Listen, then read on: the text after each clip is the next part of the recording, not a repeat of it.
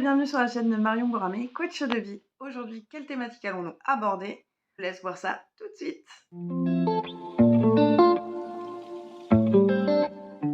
Aujourd'hui, j'ai décidé d'aborder une thématique qui devient de plus en plus fréquente, en tout cas je m'en suis rendu compte sur les différents réseaux, également et dans les médias. C'était le fait que le développement personnel était devenu quelque chose donc de très à la mode, comme j'ai pu l'aborder sur les dernières vidéos.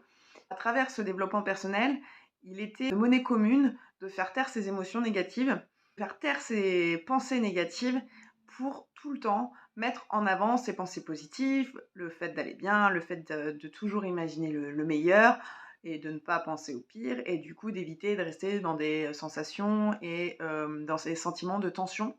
Ça, c'était vraiment ce qu'il en ressort du développement personnel. Quelles sont les affirmations positives à se répéter pour aller bien?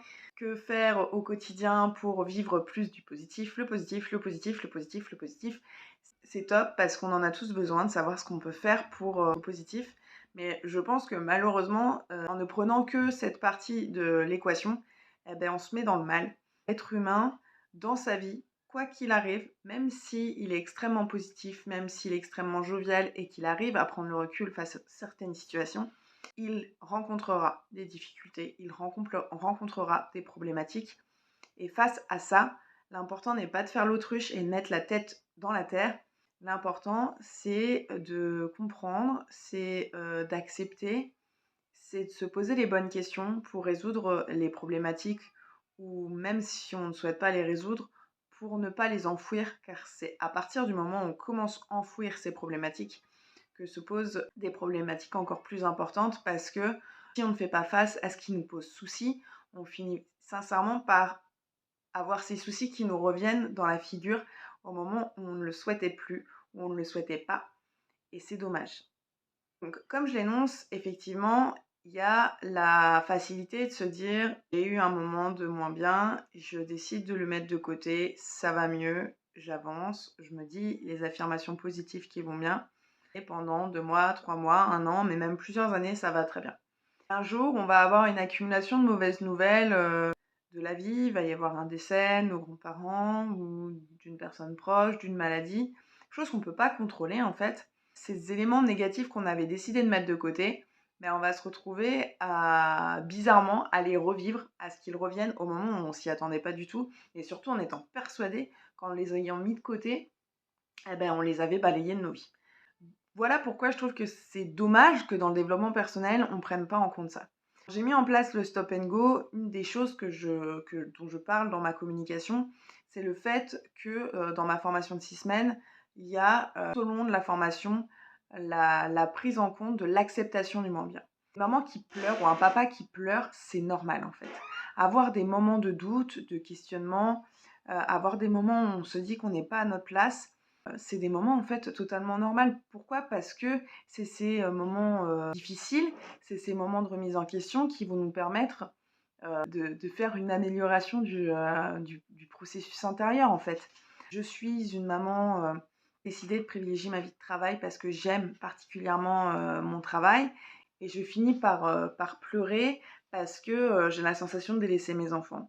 Qu'est-ce que concrètement ça veut dire? Est-ce que ça veut dire que vous n'aimez pas votre travail finalement? Est-ce que ça veut dire que vous n'aimez pas vos enfants? Ou est-ce que ça veut dire que vous avez un conflit intérieur qu'il serait peut-être intéressant de régler pour pouvoir avancer et être en accord avec vous-même tout simplement? Et ça, c'est des choses, voilà, si on part du principe non, mais je devrais pas me dire ça parce qu'au travail ça se passe bien, les enfants, bon, ils ont pas l'air malheureux, enfin, si on commence à toujours vouloir tout mettre derrière la couette, on finit par très rapidement être surdépassé par ces problématiques parce qu'elles reviennent systématiquement. Ne faites pas la clé d'une porte pour l'ouvrir, la clé va pas apparaître comme par magie. Et c'est un peu le même principe quand on a des problématiques comme ça, qu'on souhaite se dire c'est pas grave, la porte elle est fermée, c'est pas grave. Mais à un moment donné, vous serez obligé de passer par cette porte, et si vous avez toujours pas pris l'opportunité de faire la clé, vous serez toujours bloqué. Donc l'idée elle est un peu là. C'est ça que j'aimerais dans le développement personnel que les gens prennent en compte. C'est oui, il est très bien de faire on en avait déjà parlé, de faire de la méditation, de faire de la sophrologie, de l'hypnothérapie, c'est top. Je connais des spécialistes qui sont extraordinaires. D'ailleurs, si vous souhaitez des noms, n'hésitez pas.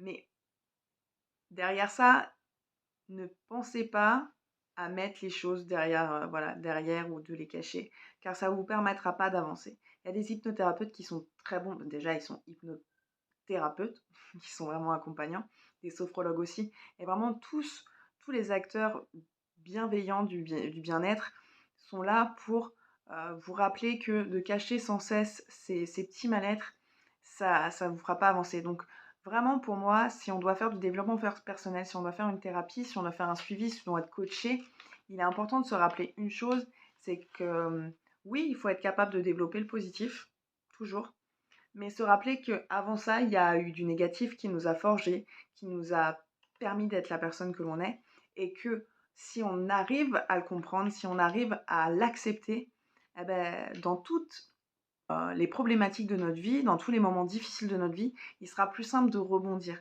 il sera plus simple de trouver les réponses, il sera plus simple d'y trouver les mots, tout simplement. Voilà, c'était ça mon message du jour. C'est également ça que j'aimais dans le Stop and Go. Oui, on va s'accepter, on va trouver un équilibre. Mais pour trouver cet équilibre, il faut accepter ces moments de doute, il faut accepter ces moments de pleurs, il faut accepter ces moments de crise.